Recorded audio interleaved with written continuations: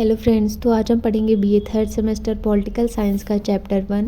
Chapter का नाम है इसमें उत्तर औपनिवेशिक भारत में लोकतंत्रीकरण की प्रक्रिया। तो प्रश्न पहला है हमारा कि लोकतंत्र होता क्या है और इसकी परिभाषा क्या है। तो लोकतंत्र अंग्रेजी के डेमोग्राफी शब्द का हिंदी रूपांतरण है जो दो शब्दों से मिलकर के बना हुआ है, डेमोस प्लस क्रेटिया। डेमोस का अर्थ होता है जनता या फिर लोग और क्रेटिया का अर्थ होता है शासन। इस प्रकार डेमोक्रेसी का शाब्दिक अर्थ हुआ जनता का शासन। लोकतंत्र उस शासन व्यवस्था को कहते हैं जिसमें जनता स्वयं प्रत्यक्ष या अप्रत्यक्ष रूप से अपने प्रतिनिधियों के द्वारा सभी लोगों के हित के लिए शासन करती है। तो मैं आपको सिंपल में इसकी डेफिनेशन बताती हूँ कि लोकतंत्र को अंग्रेजी में डेमोक्रेसी कहते हैं जो दो शब्दों से मिलकर के बना हुआ है, डेमोस प्लस क्रेटिया।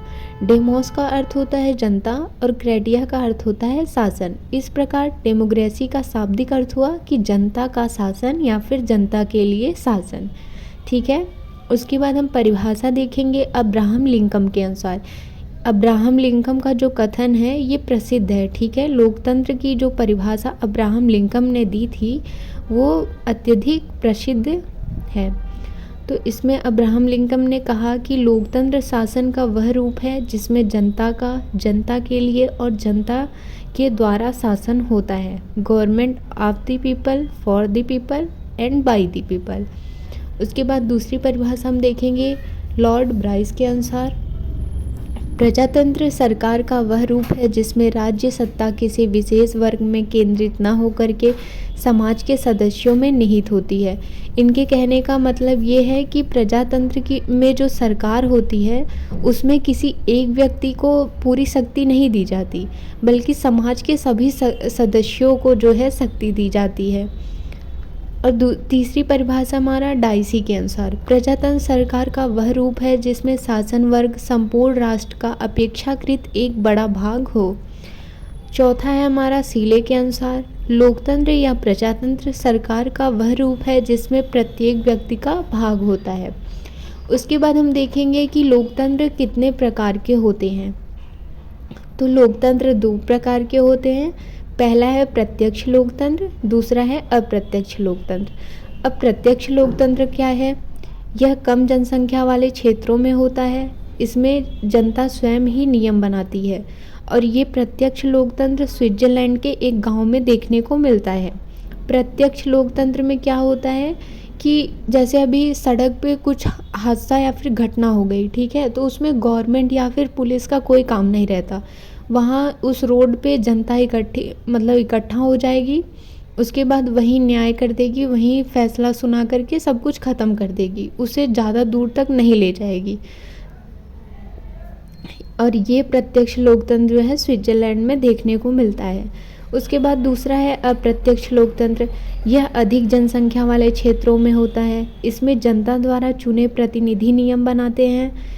ये भारत, यूएसए मतलब अमेरिका, कनाडा, ब्रिटेन में देखने को मिलता है।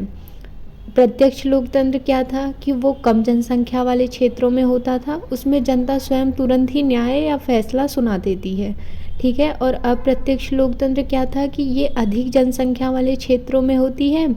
इसमें जनता किसी एक को चुनती है और वही नियम सुनाता है। जैसे हम लोग का है ना, भारत में है कि हम लोग अपनी सरकार को चुनते हैं, फिर वो फैसला सुनाती है, बट स्विट्जरलैंड में ऐसा नहीं है।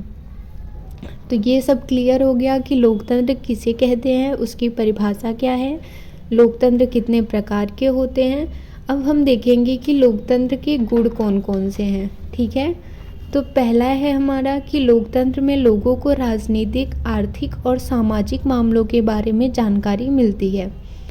दूसरा है कि लोकतंत्र में लोगों को एकत्र होने और काम करने की आज़ादी होती है। तीसरा गुण है लोकतंत्र में लोगों को स्वतंत्रता और समानता की गारंटी मिलती है। चौथा है लोकतंत्र में हर वर्ग के लोगों के अधिकारों और हित की रक्षा होती है। पांचवा है लोकतंत्र में लोगों के अंदर देशभक्ति की भावना पैदा होती है। उसके बाद छठवां है लोकतंत्र में लोगों को अपनी पसंद बनाने, अपना जीवन जीने और अपनी क्षमता का पता लगाने की आज़ादी होती है। उसके बाद है 7वां, लोकतंत्र में लोगों को अपनी गलती सुधारने का मौका मिलता है। अब ये तो था कि लोकतंत्र के महत्व क्या हैं या फिर उसकी विशेषताएं। अब हम देखेंगे कि लोकतंत्र के दोष क्या क्या हैं। तो इसमें फर्स्ट है हमारा कि लोकतंत्र में अक्सर बहुमत के दृष्टिकोण को स्थापित करने की कोशिश की जाती है। दूसरा है, लोकतंत्र में व्यक्तियों को अपनी राय देने के लिए प्रोत्साहित नहीं किया जाता। तीसरा है, लोकतंत्र में निर्णय लेने की प्रक्रिया बहुत ही धीमी होती है। चौथा है, लोकतंत्र में भ्रष्टाचार और कदाचार को रोकना बहुत ही मुश्किल होता है। फिर उसके बाद 5वां है, लोकतंत्र में नेता बदलते रहते हैं जिससे अस्थिरता होती है। 6वां है, लोकतंत्र में सार्वजनिक धन और समय का दुरुपयोग भी हो सकता है। 7वां है, लोकतंत्र में अभिव्यक्ति की आज़ादी के नाम पर देश विरोधी तत्वों को बढ़ावा मिलता है। तो ये तो हमने देख लिया कि लोकतंत्र के गुण क्या हैं, यानी महत्व क्या है, और लोकतंत्र के दोष क्या हैं। अगला प्रश्न है हमारा, उत्तर औपनिवेशिक भारत में लोकतंत्रीकरण की प्रक्रिया। मतलब जब हमारा देश अंग्रेज़ों के गुलाम से जब मुक्त हुआ, हमारा देश आज़ाद हो गया, तो भारत में लोकतंत्र को कैसे लाया गया, उसकी प्रक्रिया क्या है, बस हम इसी को पढ़ेंगे। तो उत्तर है हमारा, उत्तर औपनिवेशिक भारत में लोकतंत्रीकरण की प्रक्रिया में कई कारकों या घटकों को शामिल किया गया, जिनमें से कुछ मुख्य कारक या फिर घटक हैं। सबसे पहले विविधता। भारत में लोगों के बीच जाति, धर्म, क्षेत्र, संस्कृति को लेकर के बहुत सारी भिन्नताएं देखने को मिल रही थी, जिसे दूर करने का प्रयास किया गया ताकि सब एक साथ मिल कर के रहें। अब जब विविधताएं दूर हो गई, भिन्नताएं दूर हो गई, तो उसके बाद सबने सोचा कि क्यों ना लोकतंत्र को स्थापित किया जाए, लोकतंत्र की स्थापना की जाए।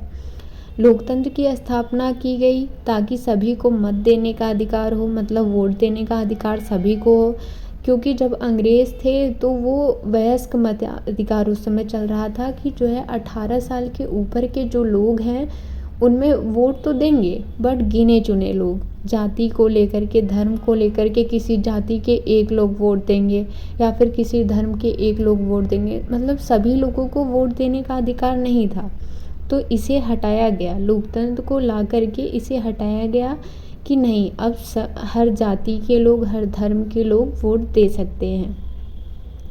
तो इसमें यही लिखा गया है कि सभी लोगों को मत देने का अधिकार मिले, शिक्षा का अधिकार मिले, समानता और स्वतंत्रता को देखने को मिले, मतलब सभी को एक बराबर न्याय मिले और सभी स्वतंत्र रहें, उन्हें जो भी करना है आज़ादी रहे उन्हें वो चीज़ करने की जो उन्हें पसंद है या फिर जो वो करना चाहते हैं, और लोगों में भाईचारा, बंधुत्व की भावना जागृत हो, इसीलिए लोकतंत्र की स्थापना की गई।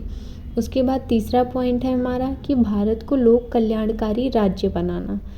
तो सबने सोचा कि भारत को कल्याणकारी राज्य कैसे बनाया जाए, भारत को एक ऐसा राज्य बनाया जाए जहाँ जनता को सामाजिक, आर्थिक और राजनीतिक तरीके से न्याय मिल सके और जनता वहाँ की स्वतंत्र हो, अपने तरीके से अपना जीवन जिए और अपने तरीके से जो है सरकार, मतलब अपने हिसाब से सरकार को चुने, स्वयं चुने।